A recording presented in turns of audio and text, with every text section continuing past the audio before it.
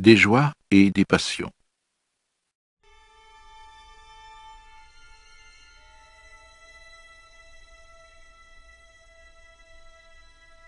Mon frère, quand tu as une vertu, et quand elle est ta vertu, tu ne l'as en commun avec personne.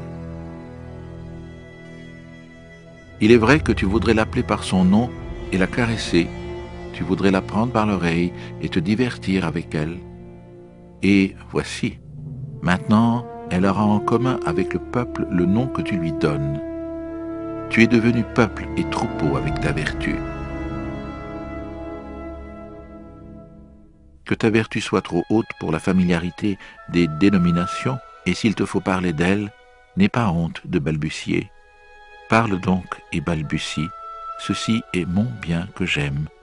C'est ainsi qu'il me plaît, tout à fait, ce n'est qu'ainsi que je veux le bien. Je ne le veux point tel le commandement d'un Dieu, ni telle une loi et une nécessité humaine. Qu'il ne me soit point un indicateur vers des terres supérieures et vers des paradis. C'est une vertu terrestre que j'aime.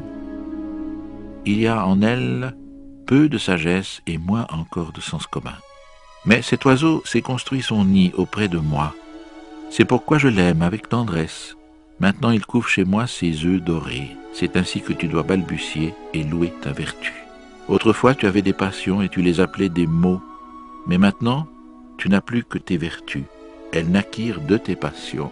Tu apportes dans ces passions ton but le plus élevé. Alors elles devinrent tes vertus et tes joies. Et quand même tu serais de la race des colériques ou des voluptueux, des sectaires ou des vindicatifs, toute ta passion finirait par devenir des vertus, tous des démons, des anges. Jadis, tu avais dans ta cave des chiens sauvages, mais ils sont devenus des oiseaux et d'aimables chanteurs. C'est avec tes poisons que tu t'es préparé ton baume. Tu as trait la vache affliction, maintenant tu bois le doux lait de ses mamelles. Et rien de mal ne naît plus de toi, si ce n'est le mal qui naît de la lutte de tes vertus. Mon frère, quand tu as du bonheur, c'est que tu as une vertu et rien autre chose. Tu passes ainsi plus facilement sur le pont. C'est une distinction que d'avoir beaucoup de vertus, mais c'est un sort bien dur. Et il y en a qui sont allés se tuer dans le désert parce qu'ils étaient fatigués de servir de champ de bataille aux vertus. Mon frère, la guerre et les batailles sont-elles des maux? Ce sont des maux nécessaires. L'envie et la méfiance et la calomnie ont une place nécessaire parmi tes vertus. Regarde comme chacune de tes vertus désire ce qu'il y a de plus haut.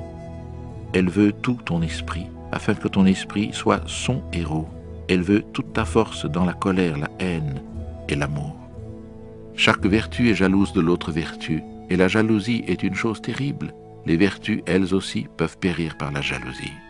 Celui qu'enveloppe la flamme de la jalousie, pareil au scorpion, finit par tourner contre lui-même le dard empoisonné. Hélas, mon frère, ne vis-tu jamais une vertu se calomnier et se détruire elle-même? L'homme est quelque chose qui doit être surmonté. C'est pourquoi il te faut aimer tes vertus, car tu périras par tes vertus. Ainsi parlait Zarathustra.